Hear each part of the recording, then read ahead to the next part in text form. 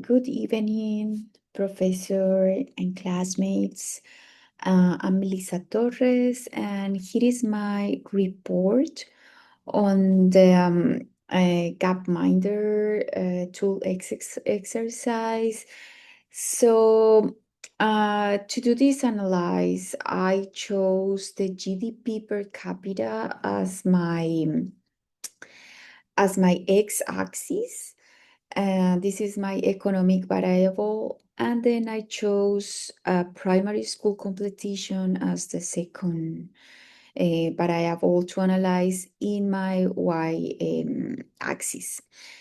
So, yeah, so I'm gonna show like how these two variables are correlated over time, in which regions are showing like better correlations, like positive correlations, and which regions are showing like less, not less correlation, but they are showing like a less stronger tendency in increasing their GDP according to the primary school competition, because there's there's no such a lot of competition in this variable.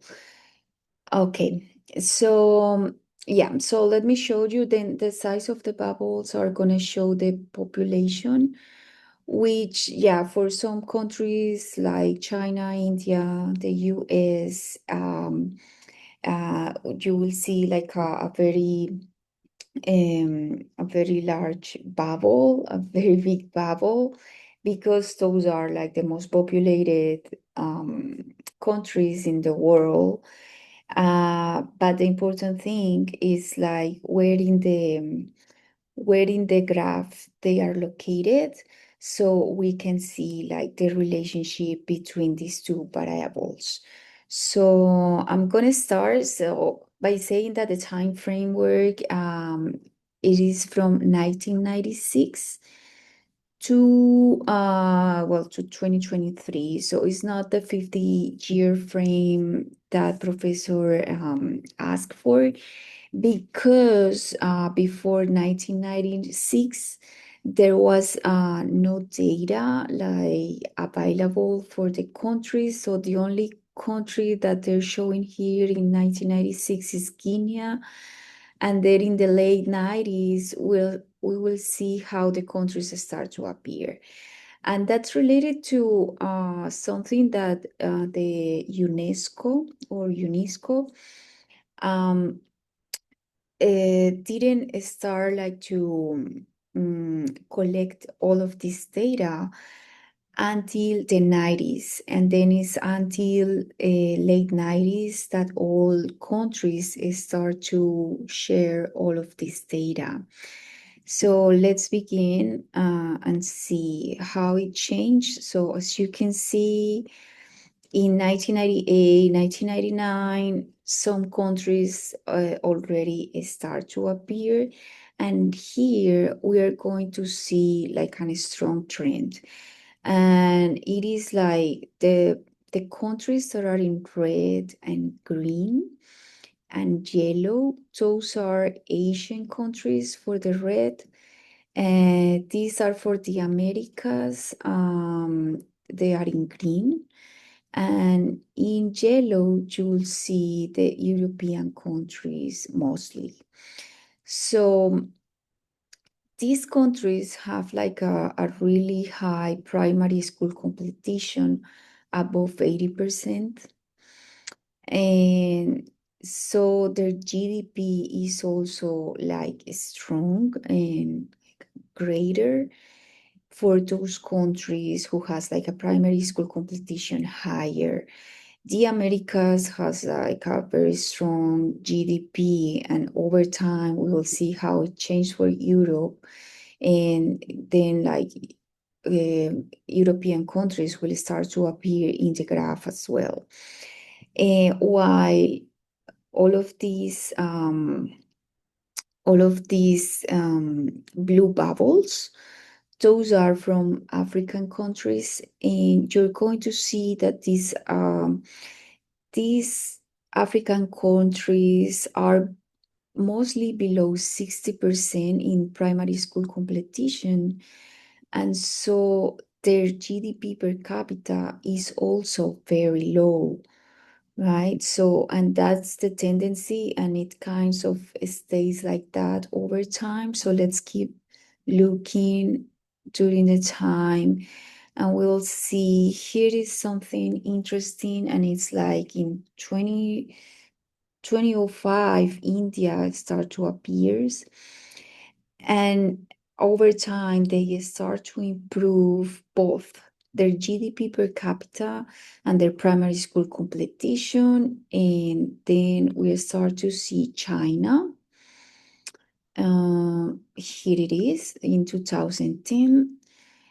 China is also providing data, so you can see that those countries are going to move up into the right, indicating that once primary school completion is higher, their GDP per capita is also higher.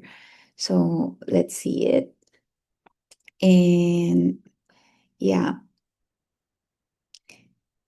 and here, like, here is the US, which, as we can see, is one of the best countries in the world with the best positive correlation on how primary school completion and GDP per capita could be correlated, because it is showing that it's like one of the highest GDP per capita and also one of the highest primary school completions in the world, are almost 100% of it.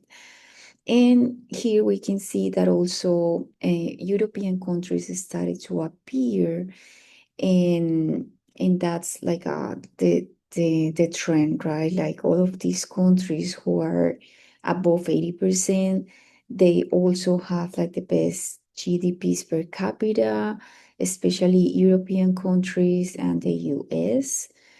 And we're gonna see something very curious here, and is that in 2019, India disappears from the graph, and in 2020, China disappears, indicating that, what I could find is that some rules and some laws have been changing in those countries, so, or around the world as well. So the way they are collecting the primary school completion data is, they are collecting it in a different way.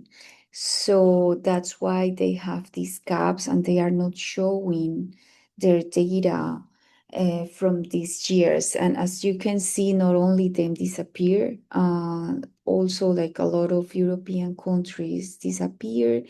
China disappear because they are not providing this data, because some policies change. Because in the case of India, I also found that there was a change in there was a change in their statistics department, so they're not providing this data anymore. China is not disclosing the data anymore, and apparently, according to some policy changes. So this is what I have found, and thank you everybody for your attention.